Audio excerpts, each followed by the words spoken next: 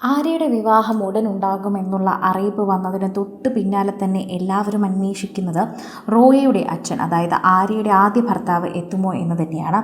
രോഹിത്തുമായി വേർപിരിഞ്ഞിട്ടും സിനിമയിലെ എല്ലാവരുടെയും ഫേവറേറ്റായ അർച്ചന സുശീലൻ എന്ന നാത്തൂനുമായി വളരെയധികം അടുപ്പമായിരുന്നു ആര്യയ്ക്കുണ്ടായിരുന്നത്. ആര്യ രോഹിത്തിൻ്റെ വീട്ടിലെ എല്ലാ ഫംഗ്ഷനുകൾക്കും പോകാറുണ്ട്. രോഹിത്തുമായി വളരെയധികം സംസാരിക്കാറില്ലെങ്കിലും റോയയുടെ കാര്യങ്ങൾ മാത്രമാണ് അവർ സംസാരിക്കാറുള്ളതെങ്കിലും ആ കുടുംബവുമായി എപ്പോഴും നല്ല അടുപ്പത്തിലാണ് ആര്യ എന്ന് പറഞ്ഞേ മതിയാകൂ. അതുകൊണ്ട് തന്നെ ആര്യയുടെ വാർത്തകൾ അറിഞ്ഞപ്പോൾ പ്രേക്ഷകരെല്ലാവരും ആദ്യം ചോദിച്ചത് രോഹിത്ത് എത്തുമോ എന്ന് തന്നെയാണ്. രോഹിത്ത് എത്തും. രോഹിത്ത് വന്നില്ലെങ്കിൽ രോഹിത്തിൻ്റെ കുടുംബം അവിടെ ഉണ്ടാകുമെന്ന് ഉറപ്പ് തന്നെയാണ്. അവർക്ക് ആര്യയെ ഇപ്പോൾ പിരിഞ്ഞിരിക്കാനാകില്ല. അവരുടെ കുടുംബത്തിലെ ഒരു മകൾ തന്നെയാണ്. ഇപ്പോൾ രോഹിത്തും ആര്യയും തമ്മിൽ പിരിഞ്ഞുവെങ്കിലും രോഹിത്ത് എന്തായാലും ആര്യയ്ക്ക് സമ്മാനവുമായി എത്താൻ മടിക്കില്ല എന്ന് തന്നെ പറയുന്നു.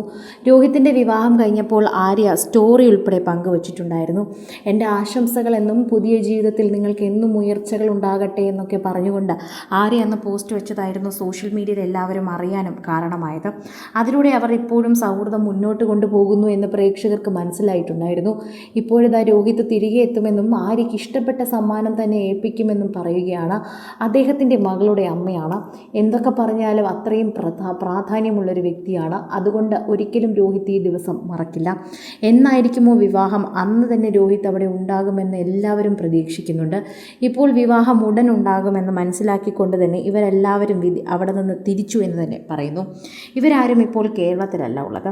ആര്യയുടെ ആദ്യ ഭർത്താവിൻ്റെ കുടുംബക്കാരെല്ലാം തന്നെ മഹാരാഷ്ട്രയിലും ബോംബെയിലുമൊക്കെയാണുള്ളത്. അവരെല്ലാവരും തന്നെ ആര്യയുടെ വിവാഹത്തിനെത്തുമെന്നാണ് അറിയാൻ സാധിക്കുന്നത്. അതിലൂടെ തന്നെ അവരെ കൂടുതൽ പേരെയും കാണാൻ സാധിക്കുമെന്നും പറയുന്നു. വിവാഹം ഉണ്ടാകുമെങ്കിലും വിവാഹ ചടങ്ങ് ഉണ്ടാകുമെങ്കിലും അധികമൊന്നും ആരെയും ക്ഷണിക്കാത്ത ചടങ്ങായിരിക്കും. അടുത്ത ബന്ധുക്കളെയും സുഹൃത്തുക്കളെയും മാത്രം പങ്കെടുപ്പിച്ചുകൊണ്ടുള്ള ചടങ്ങായിരിക്കും. മാധ്യമങ്ങൾക്കൊന്നും തന്നെ വിലക്കുണ്ടായിരിക്കുമെന്നും പറയുന്നുണ്ട്. അതുകൊണ്ട് തന്നെ വിവാഹം കഴിഞ്ഞ ചിത്രങ്ങൾ വന്നാൽ മാത്രമേ പ്രേക്ഷകർക്ക് അത് കാണാൻ സാധിക്കൂ.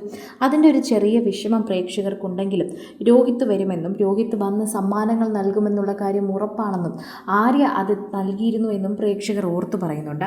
അതുകൊണ്ട് തന്നെ ഇതൊരു നല്ല ബന്ധമായാണ് അവസാനിക്കുന്നതെന്നും അതൊരിക്കലും അവസാനിക്കുന്നില്ല എന്നും പറയുന്നവർ നിരവധി പേരാണ്.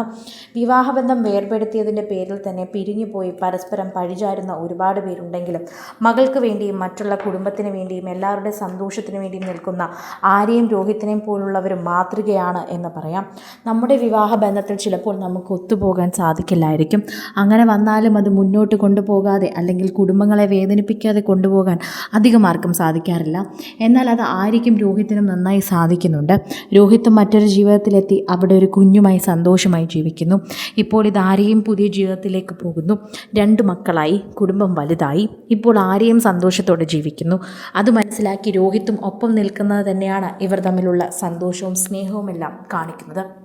കൂടുതൽ സിനിമ, സീരിയൽ, ചാനൽ വാർത്തകൾക്കും നിങ്ങളുടെ പ്രിയപ്പെട്ട താരങ്ങളുടെ എക്സ്ക്ലൂസീവ് അഭിമുഖങ്ങൾക്കുമായി സബ്സ്ക്രൈബ് ചെയ്യാൻ മറക്കല്ലേ.